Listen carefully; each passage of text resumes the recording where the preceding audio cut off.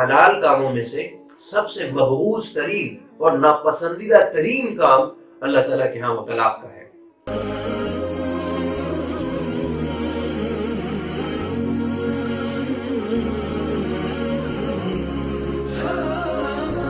سورۃ النساء کی آیت نمبر 33 سے لے کر آیت نمبر 33 سے 35 تک اللہ رب العالمین گھر کے نظام کو درست رکھنے کے لیے چند بنیادی ہدایت عطا فرما رہے ہیں۔ الرجال قوامون علی النساء بما فضل اللہ بعضهم على بعض وبما انفقوا من اموالهم فالصالحات قانتات حافظات للغیب بما حفظ اللہ۔ اس میں جو اللہ رب العالمین نے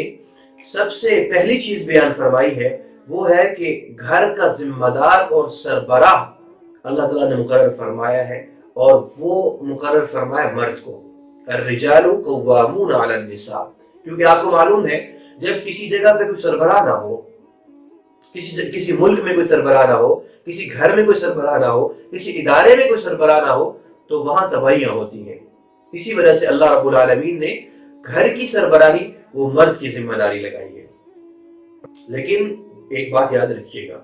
یہاں پہ اللہ رب العالمین نے قوام کا لفظ ذکر فرمایا ہے۔ قوام راعی کو بھی کہا جاتا ہے۔ راعی کا مطلب یہ ہوتا ہے نگرانی کرنے والا، دیکھ بھال کرنے والا۔ تو اس کا ترجمہ ہم سربراہی سے کر رہے ہیں۔ اس سربراہی کا مطلب ہرگز یہ نہیں ہے کہ مرد آقا ہے اور عورت اس کی باندی ہے، یا مرد اونچا ہو گیا اور عورت نیچے ہو گئی، ایسا ہرگز نہیں ہے، بلکہ ان کا باہمی تعلق بالکل ایسا ہوگا جیسے کہ ایک راعی کا ہوتا ہے، ایک رعیت کا، اور ایک حکمران کا اور اس کی رعایا کا ہوتا ہے، محبت کا تعلق، پیار کا تعلق، لیکن جو سربراہی دی گئی ہے تاکہ دیکھ بھال کرنا آسان ہو۔ یہ پہلی ہدایت اللہ تعالیٰ نے گھر کے نظام کو درست رکھنے کے لیے بیان فرمائی ہے۔ دوسری ہدایت جو اللہ رب العالمین نے ہمیں دی ہے وہ فالصالحات قانتات حافظات للغیب بما حفظ اللہ واللاتی تخافون نشوزہن فعظوہن، کہ اگر عورت اکھڑ مزاج ہے، نافرمان ہے، سرکش ہے،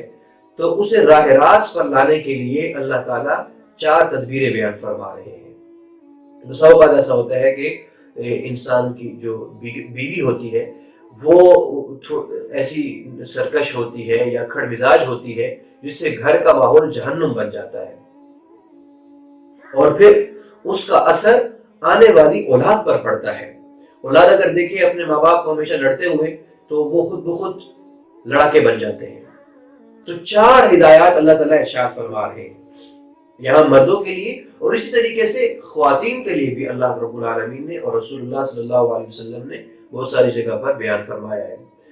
کہ سب سے پہلے مرد کی ذمہ داری یہ ہے کہ اگر عورت اکھڑ مزاج ہے تو فعظوہن، اسے سمجھایا جائے، واعظ و نصیحت کی جائے، نتائج سے خبردار کیا جائے، محبت اور پیار کے ساتھ سمجھایا جائے، اور اگر یہ چیز اس قابل عمل نہ رہی اور عورت نہ سمجھے تو پھر اس کے بعد وَاهْجُرُوهُنَّ فِي الْمَضَاجِعِ، دوسرا آپشن اللہ تعالیٰ نے یہ دیا ہے کہ اگر واعظ و نصیحت بھی اثر نہ کرے اور وہ عورت نہ سمجھے تو کچھ عرصے کے لیے بستر الگ کر دے۔ اور یہ ہوتا اسی طریقے سے ہے، ایک محبت کرنے والی خاتون جب شوہر اسے تھوڑا سا دوری اختیار کرتا ہے تو وہ خود بخود باتوں کو سمجھنا شروع ہو جاتی ہے۔ اور پھر تیسرے نمبر پر، تیسرے مقام پر اور تیسرے آپشن کے طور پر وَاضْرِبُوهُنَّ، جو تیسرا آپشن بیان کیا گیا ہے، اگر عورت پھر بھی باز نہ آئے اور واقعی اس میں سرکشی پائی جا رہی ہو اور بے راہ روی میں وہ حد پار کر جائے، بے راہ روی میں وہ حد پار کر جائے تو انتہائی اقدام کے طور پر اس کو مارا بھی جا سکتا ہے، وَاضْرِبُوهُنَّ۔ لیکن یہاں بہت ساری باتیں یاد رکھیے گا، اصل میں ہمارا بہت بڑا پرابلم ہے، ہم 2 جگہوں پر جا کے کھڑے ہو جاتے ہیں۔ ایک طبقہ ہمارے معاشرے میں جس کو لبرل کہا جاتا ہے، وہ کہتے ہیں کہ یہ دیکھو قرآن حکیم کیسی بات کر رہا ہے، اور دوسری طرف بعض ایسے ایکسٹریم پہ چلے جاتے ہیں کہ وہ کہتے ہیں نہیں جو عورت کو مارنا ہی مارنا چاہیے، دونوں غلط کرتے ہیں۔ اس کی تشریح اور اس کی تشریح ہمارے سامنے ہونی چاہیے، اس کی تشریح کیسے کی گئی ہے۔ اس کے لیے آپ چند باتیں یاد رکھیں کہ اللہ رب العالمین نے خاتون کے متعلق کیوں کہا ہے۔ دیکھیے سب سے پہلی تو بات یاد رکھیے کہ اسلام ایک عالمی مذہب ہے۔ اس کے ماننے والے ہر طرح کے لوگ ہو سکتے ہیں، اس کے ماننے والے ہر طرح کے لوگ، شہری بھی ہو سکتے ہیں، دیہاتی بھی ہو سکتے ہیں، اور اسی طریقے سے اکھڑ مزاج بھی ہو سکتے ہیں، نرم مزاج بھی ہو سکتے ہیں، پڑھے لکھے بھی ہو سکتے ہیں، جاہل بھی ہو سکتے ہیں، ہر طرح کے لوگ، کالے گورے، ہر طرح کے لوگ اسلام کے ماننے والے ہیں۔ اور یاد رکھیے کہ کوئی بھی جو قانون بنایا جائے، جب بھی کوئی لا بنایا جاتا ہے، اس کے بارے میں ایک بہترین چیز جو مد نظر رکھنی ہوتی ہے، لا ایسا ہونا چاہیے کہ جو ایک تو ہر ایک پہ اپلیکیبل ہو اور ہر وقت کے لیے ہو، اور اللہ کا چونکہ جو لا ہے وہ ہر وقت کے لیے ہے، قیامت تک کے لیے ہے، تو اس وجہ سے اللہ تعالیٰ نے ہر کسی کے مزاج کو سامنے رکھتے ہوئے مختلف آپشن بیان کیے ہیں۔ بسا اوقات ایسا ہوتا ہے کہ کوئی صرف آنکھ کے اشارے سے سمجھ جاتا ہے، اور بسا اوقات اس کو تھوڑا سا سمجھانا پڑتا ہے، اور بسا اوقات تھوڑا سا اس کو آنکھیں دکھانی پڑتی ہے۔ تو چونکہ اسلام یہ چاہتا ہے کہ یہ جو خوبصورت بندھن ہے یہ ٹوٹے نہیں، اس بندھن کو بچانے کے لیے اللہ رب العالمین مختلف آپشن بیان فرماتے ہیں۔ پہلا پوائنٹ تو یاد رکھیے، کیونکہ اسلام کے ماننے والے ہر طرح کے لوگ ہو سکتے ہیں، ہر مزاج کے لوگ ہو سکتے ہیں، تو ہر مزاج کے لوگوں کے لیے اللہ تعالیٰ نے مختلف چیزیں بیان فرمائی ہیں۔ دوسری چیز یاد رکھیے کہ جو ضرب اور مارنے کا جو حکم دیا گیا ہے، یہ ایسے نہیں بلکہ اس کی حدود و قیود بھی بیان کی گئی ہے۔ مثال ضرب غیر مبرح، مار ایسی نہ تو نشان پڑے، نہ اسے ہڈی ٹوٹے، بلکہ حضرت عبداللہ ابن عباس نے باقاعدہ اس کی تشریح بیان فرمائی ہے، کسی قسم کا نشان نہیں پڑنا چاہیے، تکلیف نہیں ہونی چاہیے۔ اس مار کا مقصد اس کو ٹارچر کرنا اور تکلیف دینا نہیں ہے، بلکہ اس مار کا مقصد اس کو راہ راست پر لے کے آنا ہے۔ حضرت عبداللہ ابن عباس نے باقاعدہ اس کی تشریح بیان فرمائی ہے کہ یہ مار ایسی ہونی چاہیے اسے نہ تو نشان پڑے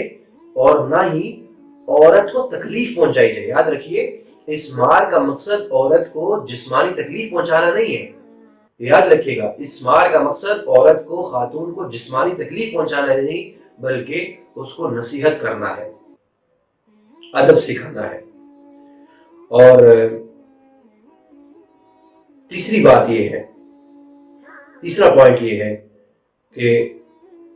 رسول اللہ صلی اللہ علیہ وسلم نے سخت ناپسند فرمایا۔ حضور علیہ السلام نے فرمایا خیرکم خیرکم لأہلہ،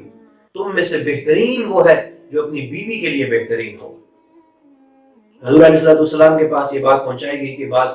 مرد خواتین کو مارتے، حضور نے فرمایا بالکل اچھے لوگ نہیں ہیں، نیک لوگ نہیں ہیں، لہذا ان چیزوں کو مد نظر رکھنا چاہیے۔ اور اسی طریقے سے چوتھا جو اللہ رب العالمین نے اصول بیان فرمایا ہے، اگر میاں بیوی کمرے میں رہتے ہوئے اپنا معاملہ حل نہیں کر پا رہے، ان میں لڑائی بڑھتی جا رہی ہے اور یہ لڑائی پھر تکلیف کا باعث بنتی جا رہی ہے، تو پھر اس کے بارے میں اللہ تعالیٰ نے یہ ارشاد فرمایا ہے، تو بیوی کے خاندان سے ایک، عورت کے خاندان سے ایک بندہ اور مرد کے خاندان سے ایک بندہ، وہ دونوں آپس میں بیٹھے، ان کو حکم کہا جاتا ہے، آپس میں بیٹھے، یریدا اصلاحا یوفق اللہ بینہما، اگر یہ بیٹھنے والے آپس میں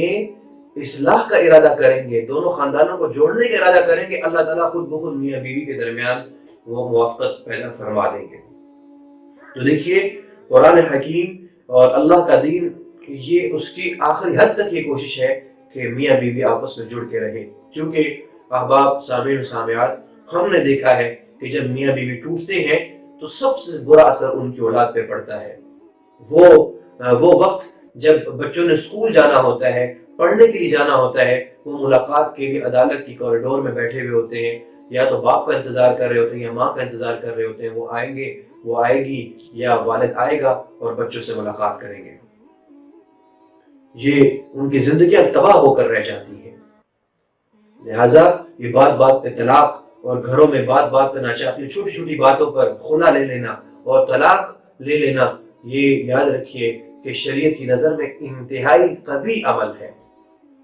بالکل اچھا نہیں ہے، یہ بالکل اچھا نہیں ہے۔ ابغض الحلال عند اللہ الطلاق، حلال کاموں میں سے سب سے مبغوض ترین اور ناپسندیدہ ترین کام اللہ تعالیٰ کے ہاں وہ طلاق کا ہے۔